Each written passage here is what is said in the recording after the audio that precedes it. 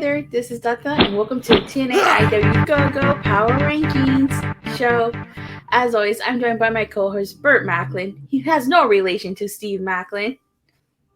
It's obviously I don't, because my invitation must have got lost in the mail to that wedding. Exactly. I wasn't invited. And if you guys both notice, we are wearing green. I am wearing the Dragon Sword. You guys know that the Power Rankings is based on a Power Rangers gimmick, and as you guys know, or in case you didn't hear the news, on Sunday, Jason David Frank tragically passed away at the age of 49. And as we all know, Jason David Frank played a legendary Power Ranger, Tommy Oliver. And Tommy was not just a Power Ranger, he was the Power Ranger. Probably one of the best well-known Power Rangers out there. When you think of Power Rangers, you think Tommy Oliver. And it's just been a rough these last couple of days. Ranger Nation right now is in mourning, and he may be gone, but he will always live in our memories, and he'll always be cherished. So, Bert, do you have any words you want to say? Again, I grew up watching Power Rangers. Didn't watch it. I'm not the biggest diehard fan like you are, but you said it. I don't think anyone can hear that name, Power Rangers, and not immediately think of the Green Ranger and Tommy. I think he's synonymous with that show. So, R.I.P. Jason David Frank. So, yeah. All right. R.I.P. Jason David Frank. Our condolences are with his family, his friends, and he may be gone, but he will certainly never be forgotten. And if you are watching this, let us know in the comments what your favorite memory of Jason David Frank is, whether you met him, whether you interacted with him, or, let us know your favorite Tommy episode, or your favorite version of Tommy. Mine, obviously, besides being the Green Ranger, was a Black Dino Thunder Ranger. And, so thank you guys for supporting us, and we're gonna play a little something for Tommy. As you guys know, when he was a Green Ranger, he did have a Dragon Sword, and there was only one way to summon the Dragon Sword.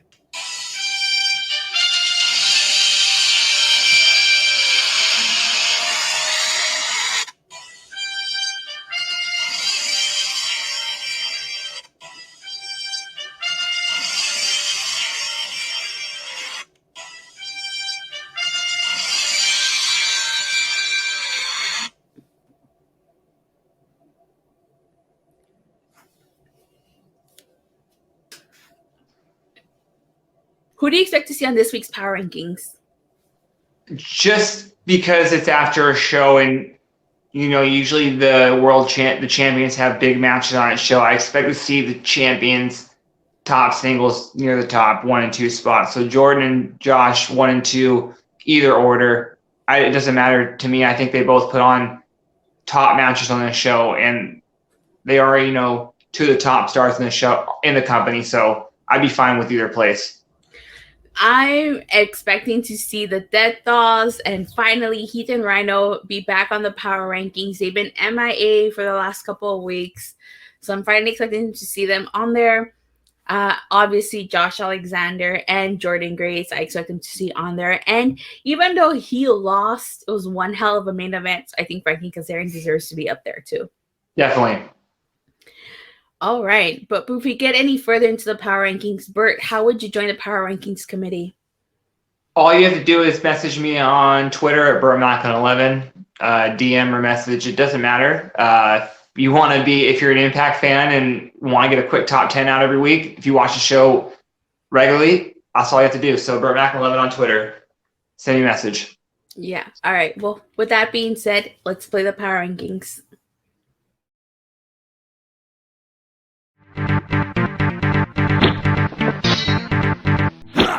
Number 10, Tide Motor City Machine Guns and Black Taurus. Number 9, Masha Slamovich. Number 8, Frankie Kazarian. Number 7, Tag Team Champions Heath and Rhino. Number 6, Hardcore Country Mickey James. Number 5, Tag Team Champions The Death Dolls. 4, X Division Champion Trey Miguel. Number 3, Hard to Kill Bully Ray. Number 2, World Champion Jordan Grace. Number 1, World Champion Josh Alexander.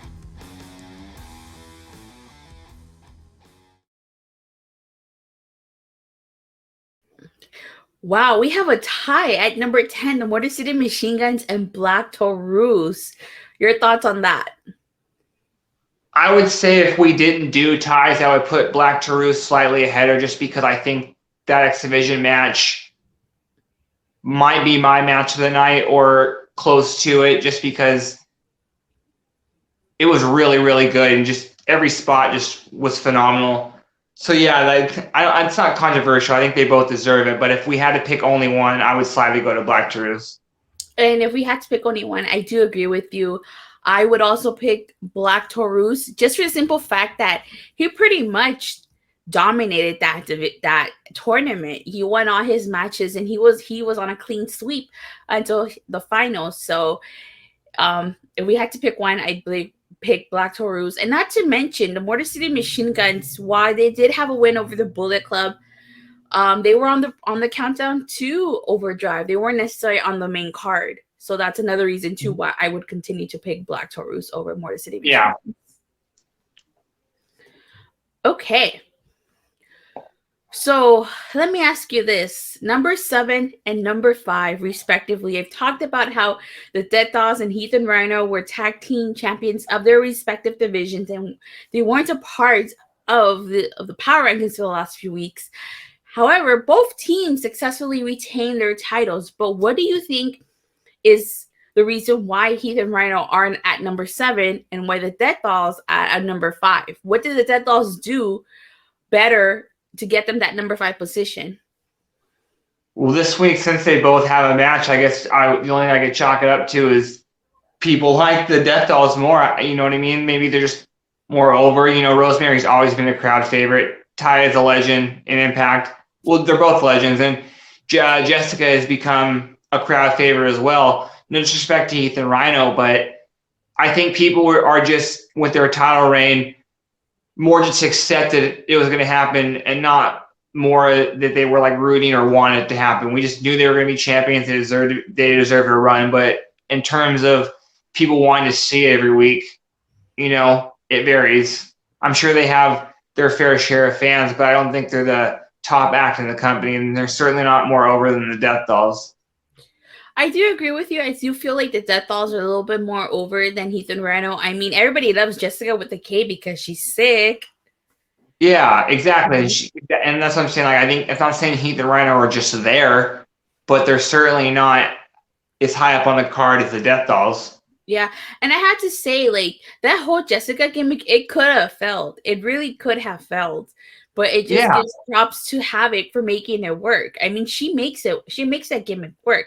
Because when you look at her previous character of Havoc and Jessica, it's a complete 180. You can't even, if you didn't know, if you literally just started watching Impact and you missed a whole Havoc storyline, you would not know that Havoc and Jessica are complete the same person.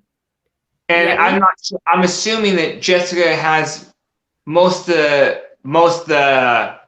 should get most of the credit for creating that character. So then I would have to give Impact a little credit as well for stepping out of the way and not trying to micromanage it and letting her do her own thing to get over. Exactly. So that's kudos to Impact as well for kind of letting their talent do their own thing to a degree. Yes, exactly. Okay, so I want to talk about number 4 and number 3. Number 4 being the newly crowned X Division champion Trey Miguel, and of course number 3, Hard to Kill Bully Ray. So Trey Miguel is the new X Division champion, yet Bully Ray is number 1 contender. So why is it that the number 1 contender for the Impact World title is ahead of a champion if a champion's hold more weight? And power rankings?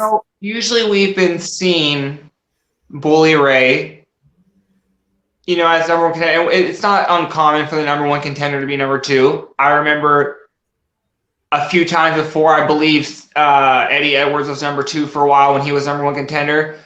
But I would say this. I personally think, and I know I'm biased, I think Trey Miguel should be higher this week just based on how he won the match. I don't think it was a definite heel turn, but there were signs of it. And I always am going to root for the heels more. So I personally think that his character change is needed, a little attitude change. So I would have put him number 3 just because I think it's something different. And like I said, his match was better than Bully Ray's, certainly. And then, like that little ending, I think added something more to it where you want to see even more of him on the next show and why he did it. So I would have put him higher, but it is what it is. Bully Ray proving he's still a scumbag. Yeah, let me just say something about that. The only reason, no disrespect to Bully Ray, the character, the person, anything like that, certainly not the person. But what I'm saying is, like, this storyline, I not only do I hate predictable storylines, but they were pretty much telling you that this storyline was predictable. Like, basically saying he was going to do this. And that seems even stupider to me. Like, we all knew he was going to be the heel, but, like, don't paint the picture like, or, like, don't, like, try to, you know what I mean? Like, it was almost like they were trying to do a swerve for the sake of a swerve, but they didn't swerve anybody. You know what I mean? Like, we all knew he was going to do that. So, like, it doesn't, like, add anything extra to the match because we all assumed he was going to be the heel in this match anyway. It's not like Josh was going to turn heel. So I slightly disagree in the sense that if it would have been a full swerve, I don't think it was a full swerve because a full swerve would have been like Bully Ray went back on his word and attacked Josh before calling his shot. And Bully Ray did keep his word. He told Josh, he went out there and told Josh to his face and even shook his hand. So I don't think it was a full swerve. Yeah, but like Bully Ray going after Jade, like that's like the whole scumbag thing. So like just that's what I'm talking about. Like it's one thing to like be aggressive, but like everyone was telling him he was gonna be a scumbag and then doubting he wasn't. It's just almost like I think that was the angle they were gonna play. So I just don't know. I just don't understand why. I guess it's kind of like a good idea to be like, oh no, Bully Ray's gonna try to. But I feel like they've done that angle before in Impact, where Bully Ray tried to play the face and then he turned heel. So I know it just feels a little bit of the same, but it's fine. It's not like it's gonna last forever. I'm okay with it. Yeah. Okay. So number 8 and number 9, Masha Slamovich and Frankie Kazarian. Obviously, they were, I guess you could say they were both co-main events, yet, and they both lost. But what did Frankie Kazarian do to put himself ahead of Masha? Is it just because he was simply in the main event? Because I thought both matches were fantastic. The storyline of the match, Kazarian being there so long, never really having a world title shot or run, him going out there and looking like he at times probably could have been world champion, even though we probably knew he wasn't winning. But I just think that he, at this point, just one spot at the end of the ranking, it doesn't really matter. Him being number 8, he's one step higher than her, but like I don't think that's any disrespect to Masha at this point. Okay. And obviously, number 6, Hardcore Country, Mickie James. I think we're both okay with her being number 6. I've mentioned this in the past. I feel like all her matches are going to be predictable until she gets to the Knockouts title. With her being on the last rodeo, she's not losing until she gets that opportunity. Because I think this has to do with 8 and 9. Let me ask you. Number 1, obviously, is Josh, and number 2 is Jordan. Mm-hmm.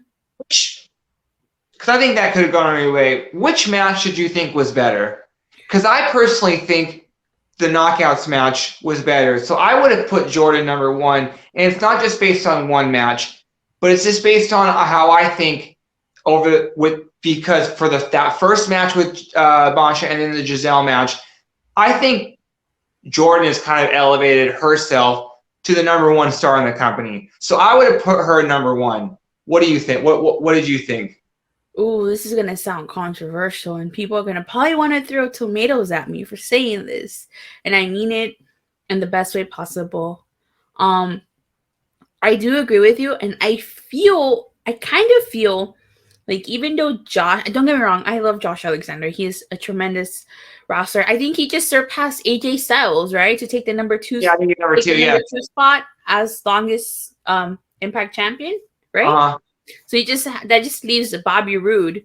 So again, don't I like Josh, and I think he will beat Bobby Roode's record, and he's carried Impact on his back as of late.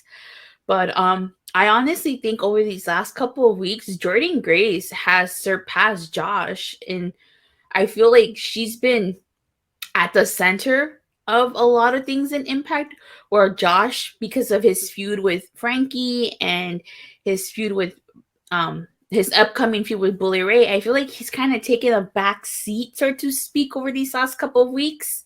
I mean, sometimes they didn't even wrestle. He just appeared in backstage segments, and meanwhile, Jordan Grace has been front and center in Impact. Yes, exactly. I also think there's something in the back of Jordan's mind to just go out there and show out every night. Just not. I know she's always going to put 110% effort, but there was always that talk, and even to herself, that she didn't like her first title run.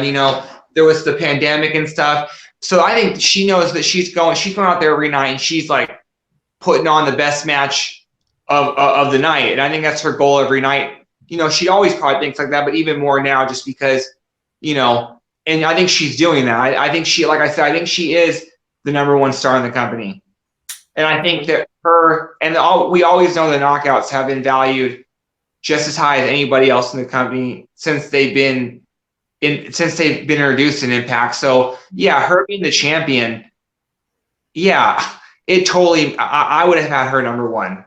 That match was awesome once again. Yeah, I honestly feel, I feel like if Josh Alexander had not been on this special, I feel like Jordan Grace would have taken that number one spot. Mm-hmm.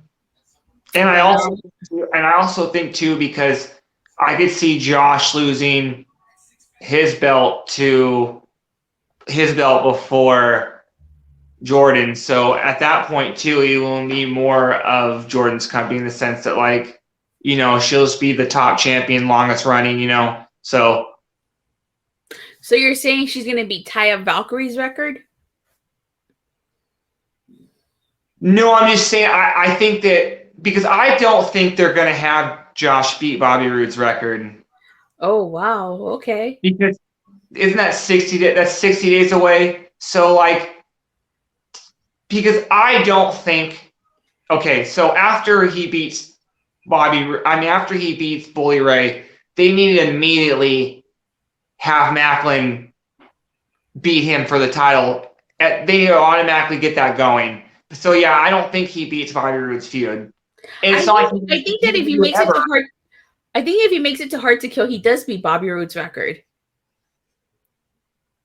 Okay, then yeah, I guess it's at the how many days, but yeah, because I'm not saying he wouldn't beat it ever, but I just wouldn't have him beat him now, just because, like, I just think that if you have him do it now, that just means that he's ran through everybody, and then, you know what I mean, and who's left, and at that point they need to build more people up. So I think you got to have him drop it sooner than later. Yeah, no, I feel you, but you know what? I think we covered everything. We covered odd 10 numbers on here, didn't we? Yes. Yes, we did. But do you have anything you want to say before you're ready to sign off? Just constantly support every show on TNAIW channel. That's TBN Talking Bloody Nonsense with Craig and Nick, with Craig and Peter over across the pond. Support the show on Saturday, Talking Nonsense with Impact Wrestling, and TNA as well. So just support all the shows on the network. Yes, please do show your love and support to the TNAI network and their various contents that Burt just mentioned, because without TNAIW, Burt and I would not be sitting here talking to you about the power rankings. And with that being said, you guys, thank you guys all so much for watching and for the continuous support. Please do not forget to like and subscribe. Make sure you hit that bell so you get notified whenever this video drops or whenever TNAIW drops a new video. And with that being said, you guys, please Pay your respects to JDF, and we'll see you guys next time.